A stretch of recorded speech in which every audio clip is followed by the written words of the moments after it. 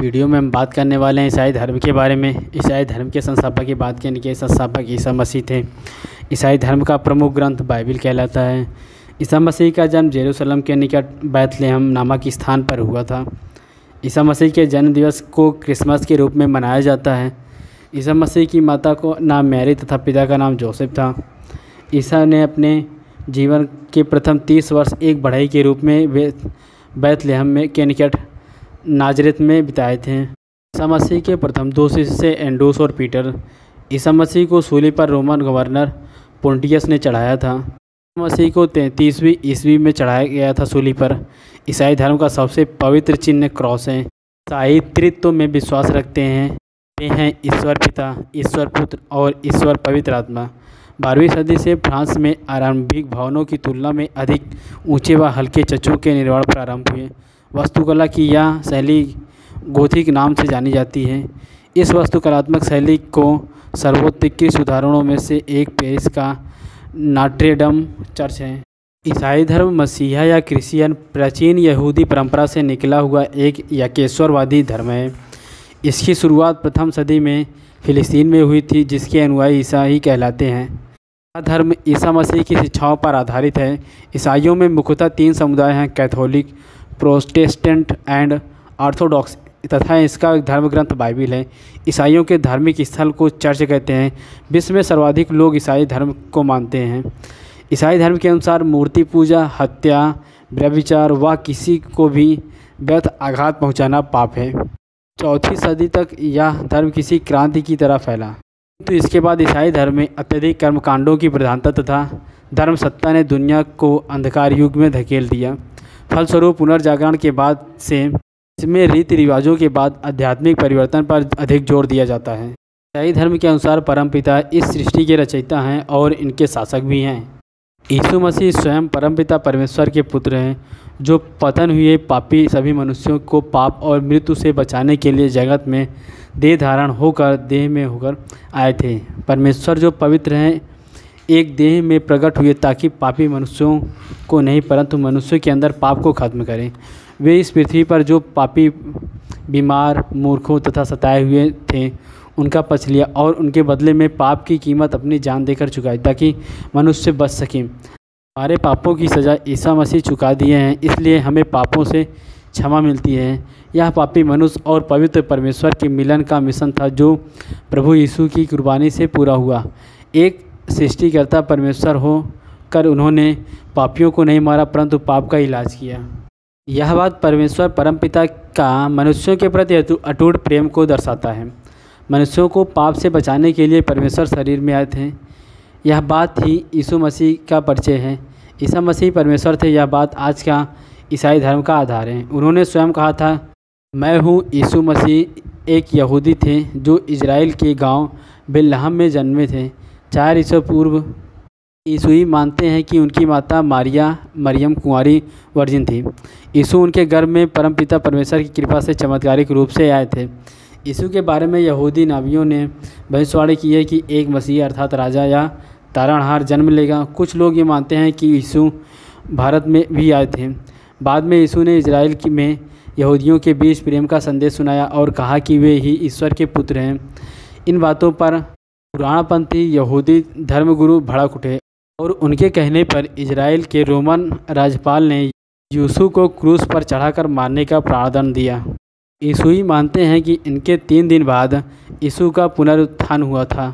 यीशु पुनर्जीवित हो गए। यीशु के उपदेश बाइबिल के नए नियम में उनके 12 शिष्यों द्वारा रेखांकित किए गए हैं। यीशु मसीह का पुनरुत्थान यानी मृत्यु पर विजय पाने के बाद अथवा तीसरे दिन में जीवित होने के बाद यीशु ये एक प्रार्थना कर रहे थे। सभी शिष्यों और अन्य मिलकर कुल 40 लोग वहाँ मौजूद थे।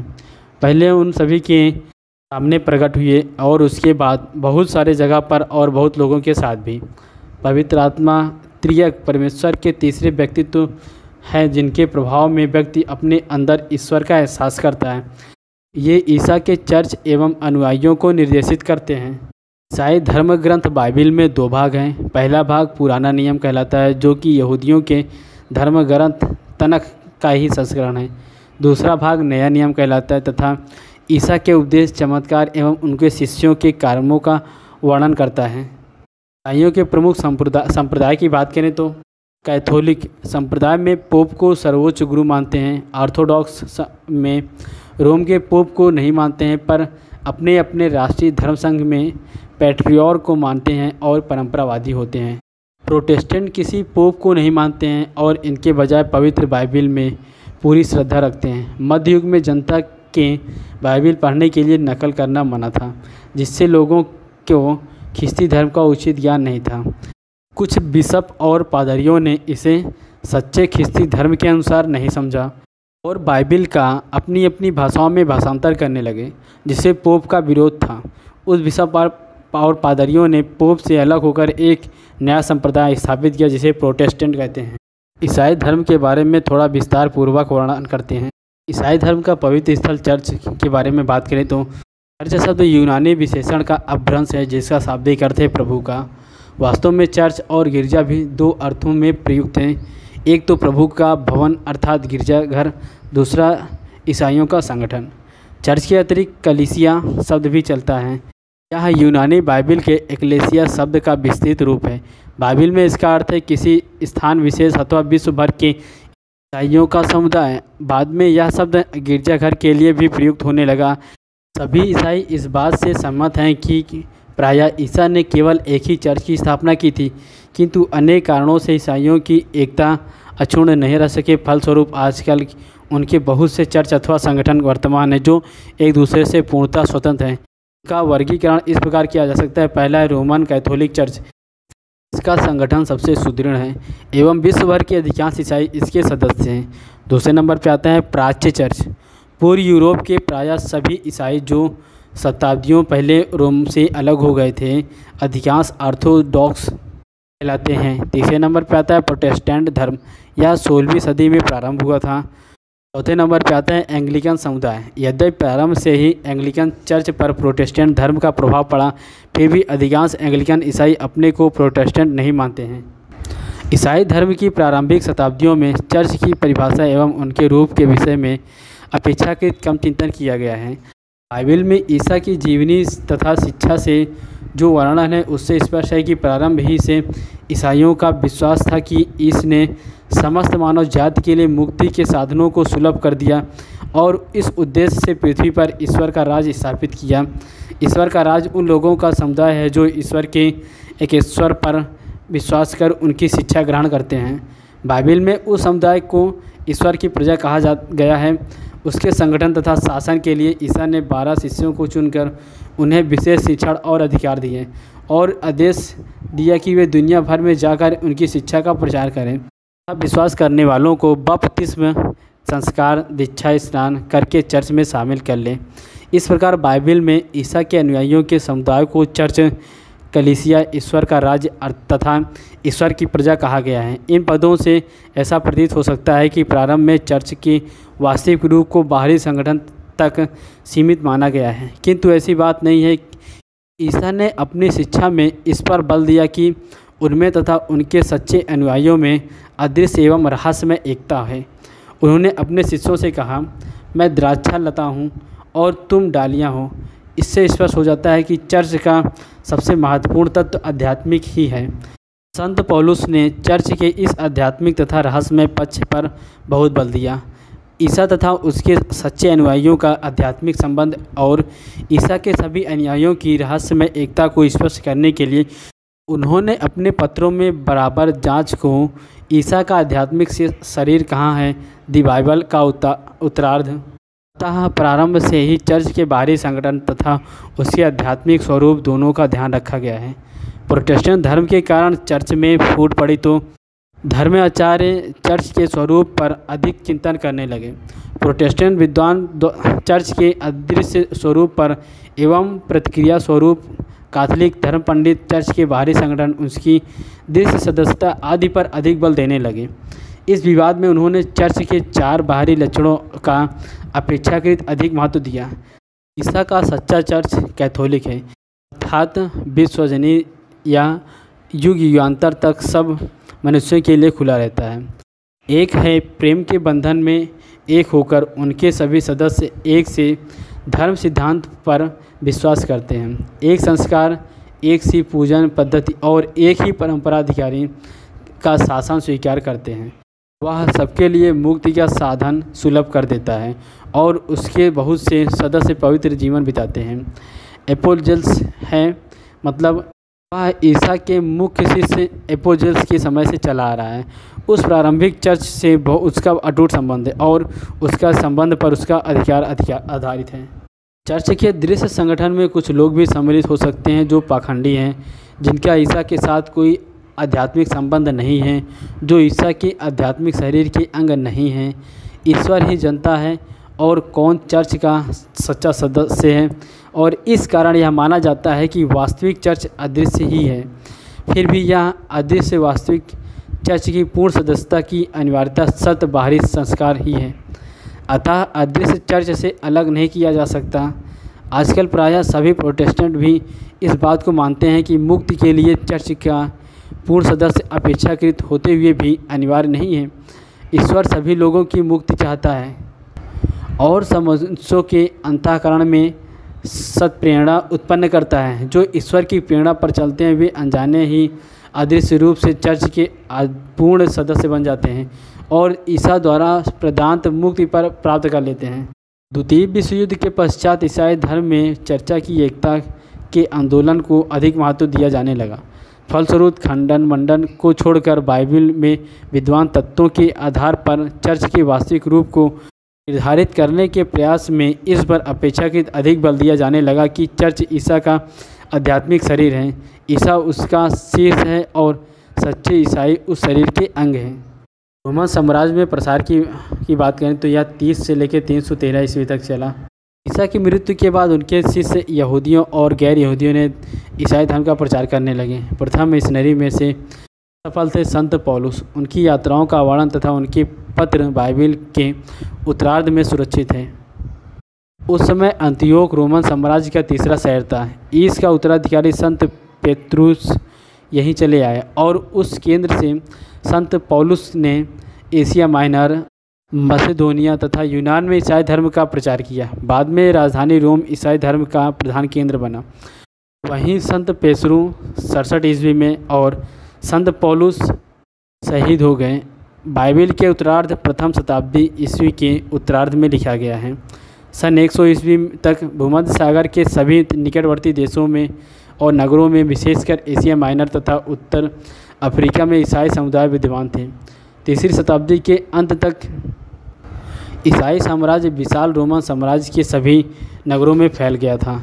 इसी समय फारस तथा दक्षिण रूस में भी बहुत से लोग ईसाई बन गए। इस सफलता के कई कारण हैं। एक तो उस समय लोगों में प्रथम धर्म जिज्ञासा थी। दूसरे, ईसाई धर्म प्रत्येक मानव का महत्व सिखलाता है, चाहे वह दास अथवा स्त्री ही क्यों ना हो।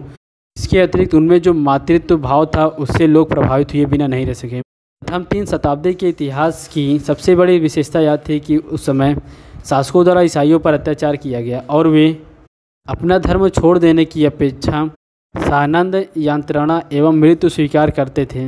यद्यपि रोमन शासक प्रारंभ ही से उस नए धर्म को संदेश की दृष्टि से देखते थे और उनके अनुयायियों को सताते थे, फिर भी केवल तीसरी शताब्दी में ईसाई धर्म के पूर्ण रूप से मिटाने का व्यापक प्रयत्न किया गया। विशेष रूप से डेसियस, डायोक्लिशन, मैक्सिमिलियन और गैलेरियस के शासनकाल में धर्म को मिटाने का बहुत प्रयास किया गया। संगठन कुछ इस प्रकार था कि हर शहर में स्थानीय गिरजे का परम अधिकारी धर्माज से बिशप कहलाता था। उसके शासन में पुरोहित, याजक और उप पुरोहित, उपाध्याय या डीकन धर्म कार्यों में लगे रहते थे। रोम, सिकंदरी, अंतियोक और बाद में कुछ और महत्वपूर्ण शहरों में बिशपों के पैत्रियार्क की उपाधि दी जाती थी, किंतु सर्वत्र रोम के बिशप का विशेष अधिकार माना जाता है। प्रारंभिक ईसाई साहित्य प्रधानतया यूनानी भाषा में लिखा गया। ओरिजन और संत इरेनियस विशेष रूप से उल्लेखनीय है। इरेनियस 130 से 202 ईस्वी ने तत्कालीन भ्रमण धारणाओं का विरोध करते हुए रोमन चर्च की शिक्षा को सच्ची ईसाई शिक्षा की कसौटी घोषित किया। उन्होंने अधिकतर ईसाई गुण ज्ञानवाद का खंडन किया। गुण ज्ञानवाद ईसा के पूर्व से ही चला आ रहा था, किंतु बाद में इसमें ईसाई तत्वों का समावेश किया गया। स्वाद का मूलतः सिद्धांत है समस्त भौतिक जगत और मानव शरीर भी दूषित है। किसी न किसी रूप में यह सिद्धांत शताब्दियों तक जीवित रहा। उत्तरी अफ्रीका के निवासी तेरलुनियन लैटिन भाषा के प्रथम विख्यात ईसाई लेखक हैं। दूसरी शताब्दी के अंत तक एदेसा के आसपास सीरियस भाषा में ईसाई साहित्य की रचना प्रारंभ हो गई थी। अब बात करते हैं रोमन साम्राज्य के संरक्षण में 313 से लेकर 750 ईस्वी। डायोक्लिशन के परित्याग के बाद उत्तराधिकारी के लिए जो गृह युद्ध हुआ उसमें कुस्तातीन विजयी हुआ और उसने 313 ईस्वी में मिलान की राजाज्ञा निकालकर सभी धर्मों को स्वतंत्रता प्रदान कर दी। उस समय ओरियस के मत के कारण ईसाई संसार में अशांति फैलाने लगी थी। उसे दूर करने के उद्देश्य से कुस्तातीन ने कैथोलिक चर्च की प्रथम विश्व सभा का आयोजन किया। निकिया 315 ईस्वी की इस सभा ने आरियस के मत के विरोध में घोषित किया कि ईसा वास्तविक अर्थ में ईश्वर है। कुस्तातीन के उत्तराधिकारी ने आरियस के अनुयायियों का पक्ष लिया। फलस्वरूप लगभग 50 वर्षों तक पूर्व कैथोलिक चर्च में इतनी अव्यवस्था रही कि वहाँ का चर्च उस कुप्रभाव से कभी मुक्त नहीं हो पाया। उस शताब्दी के अंत में प्रथम वास्तविक ईसाई सम्राट थे ओदोसियस ने ईसाई धर्म को राजधर्म के रूप में घोषित किया। उन्होंने आरियस के अनुयायियों का नियंत्रण भी किया और उस उद्देश्य से कुस्तुनतुनिया जो कि 381 ईस्वी में कैथोलिक चर्च की द्वितीय विश्व सभा का आयोजन किया। 5वीं शताब्दी में और 2 बार विश्व सभाएं बुलाई गईं। कुस्तुनतुनिया का बिशप नेस्टोरियस एक नए सिद्धांत का प्रचार करने लगा जिसके अनुसार ईसा में ईश्वरीय और मानवीय 2 व्यक्ति विद्यमान थे। एफेसस 431 ईस्वी की विश्व सभा ने नेस्टोरियस को उससे पद से हटा दिया और उसके अनुयायियों को चर्च से बहिष्कृत घोषित किया। इसके फलस्वरूप फारस का चर्च अलग हो गया। बाद में यूतिकेस ने मोनोफिजिटिज्म एक स्वभाववाद का प्रवर्तन किया जिसके अनुसार ईसा के एक भी व्यक्ति और एक ही स्वभाव है। इस मत के विरोध में कालसेदोन 451 ईस्वी की विश्व सभा ने ईसा में ईश्वरत्व और मनुष्यत्व दोनों को वास्तविक माना है। सीरिया, आर्मेनिया और मिस्र के कालसेदोन के निर्णय को अस्वीकार किया और उन देशों के ईसाई समुदाय भी कैथोलिक चर्च से अलग हो गए। बाद में इस्लाम ने सीरिया और मिस्र को साम्राज्य से छीन लिया और वहाँ के अधिकांश लोग उस नए धर्म में सम्मिलित हुए। इस युग के प्रारंभ में ईसाई साहित्य का अपूर्व विकास हुआ। यूनानी भाषा के लेखक में अथानासियस 295 से 273 ईस्वी, संत बासिल 321 से 379 ईस्वी और उनके भाई निस्सा के संत ग्रेगोरी 335 से 95 ईस्वी, नाजी अंशस के संत ग्रेगोरी 330 से 390, कुस्तुनतुनिया के बिशप संत योहन क्रिस्तोस्तीमस 347 से 404 और सिकंदरिया के संत सीलियस 380 से 444 विशेष रूप से उल्लेखनीय हैं। ईसाई धर्म के प्रारंभ से ही कुछ लोग आजीवन ब्रह्मचारी रहने का व्रत लेते थे।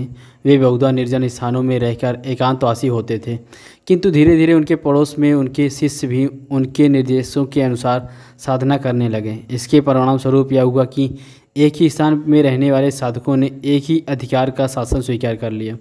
इस प्रकार के प्रथम मठ की स्थापना लगभग 320 ईस्वी में संत पाकोमियस द्वारा मिस्र में हुई थी। इसके अनुकरण पर फिलिस्तीन, सीरिया और एशिया माइनर में बड़ी संख्या में पुरुषों और स्त्रियों के मठों की स्थापना हुई थी और 5वीं शताब्दी में सिकंदरिया, अंतियोक, कुस्तुनतुनिया आदि शहरों में भी ऐसे मठ स्थापित हो चुके थे। उनमें प्रायः संत बासिल की नियमावली स्वीकृत थी।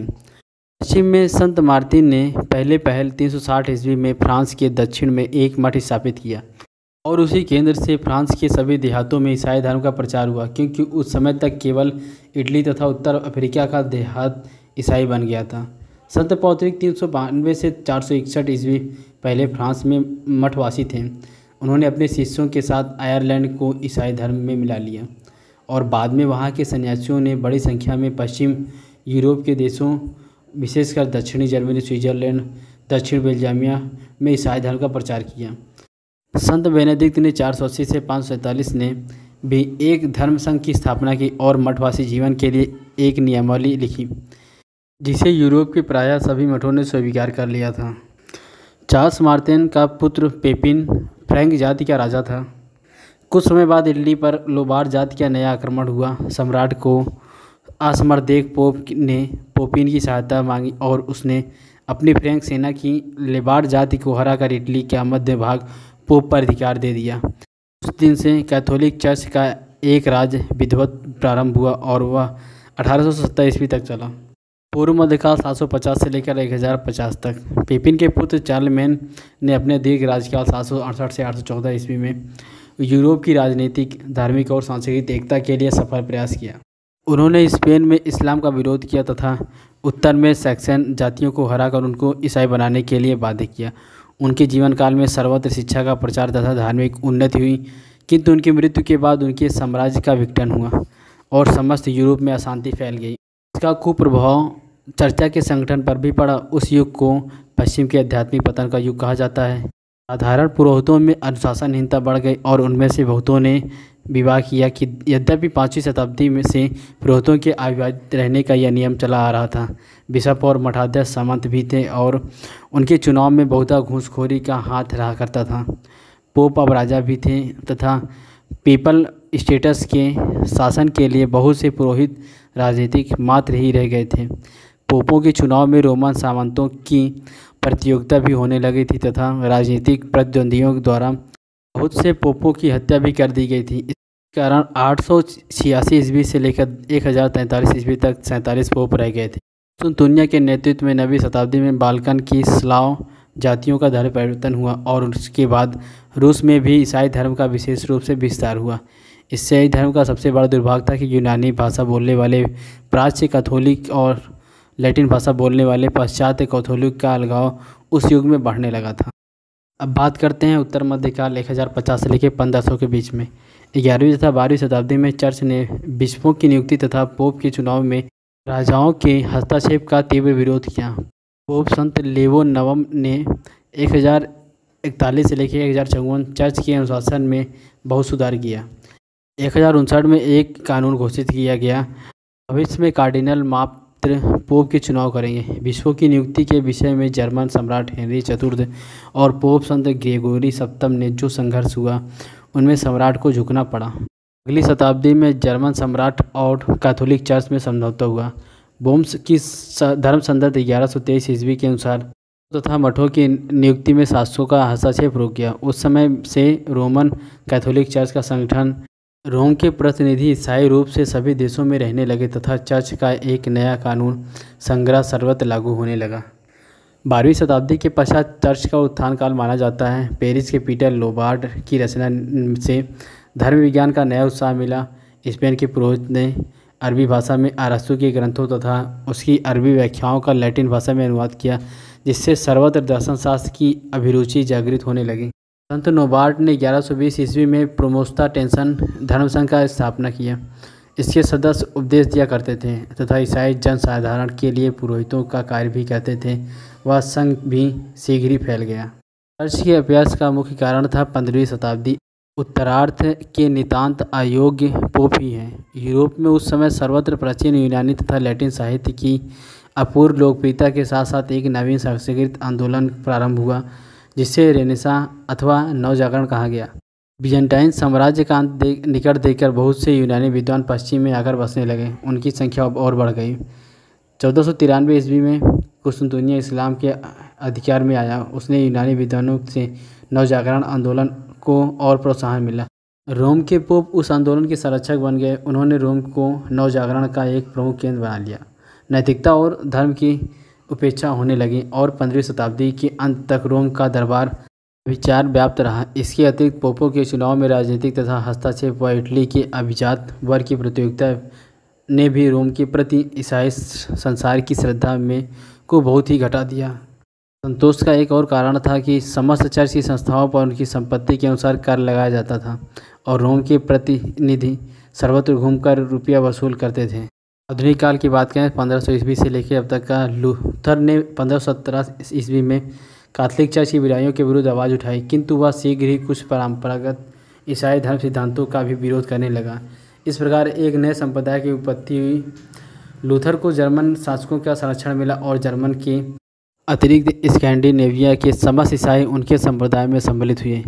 बाद में काल्विन ने लूथर के सिद्धांतों का विकसित करते हुए एक दूसरे प्रोटेस्टेंट संप्रदाय का प्रवर्तन किया जो स्विट्ज़रलैंड, स्कॉटलैंड, हॉलैंड या फ्रांस के कुछ भागों में फैल गया। अंत में हेनरी स्टम ने इंग्लैंड को रोम के अधिकार से अलग कर दिया, जिससे एंग्लिकन चर्च प्रारंभ हुआ। परवर्ती शताब्दियों में समस्त पश्चिम यूरोप में नास्तिकता तथा अंधविश्वास व्यापक रूप से फैल गया। फ्रेंच क्रांति के फलस्वरूप चर्च की अधिकांश जायदाद जब्त हुई और चर्च तथा सरकार का गहरा संबंध सर्वदा के लिए टूट गया। 1870 ईस्वी में इटालियन क्रांति ने पेपल स्टेटस पर भी अधिकार कर लिया, कारण जो समस्या उत्पन्न हुई वह 1929 ईस्वी में हल हुई। 20वीं शताब्दी के प्रारंभ में ईसाई एकता का आंदोलन एकुमेनिकल मूवमेंट प्रारंभ हुआ। उस समय तक प्रोटेस्टेंट धर्म बहुत से संप्रदायों में विभक्त हो गया था और इस कारण धर्म प्रचार के कार्य में कठिनाई का अनुभव हुआ। 1910 में एडिनबर्ग में प्रथम वर्ल्ड मिशनरी कॉन्फ्रेंस का अधिवेशन हुआ। इस आंदोलन के फलस्वरूप वर्ल्ड काउंसिल ऑफ चर्चेज का संगठन हुआ। सभी मुख्य प्रोटेस्टेंट संप्रदाय तथा प्राच्य ऑर्थोडॉक्स चर्च उस संस्था के सदस्य हैं। कैथोलिक ऑब्जर्वर पर्यवेक्षक उसकी सभाओं में उपस्थित रहती है। इसी प्रकार 1962 ईस्वी में रोम में कैथोलिक चर्च की 21वीं विधानसभा प्रारंभ हुई। उसके लिए मुख्य प्रोटेस्टेंट संप्रदायों ने तथा प्राच्य ऑर्थोडॉक्स चर्च ने अपने लिए मुख्य प्रोटेस्टेंट संप्रदाय ने तथा प्राच्य ऑर्थोडॉक्स चर्च ने अपने प्रतिनिधि भेजे।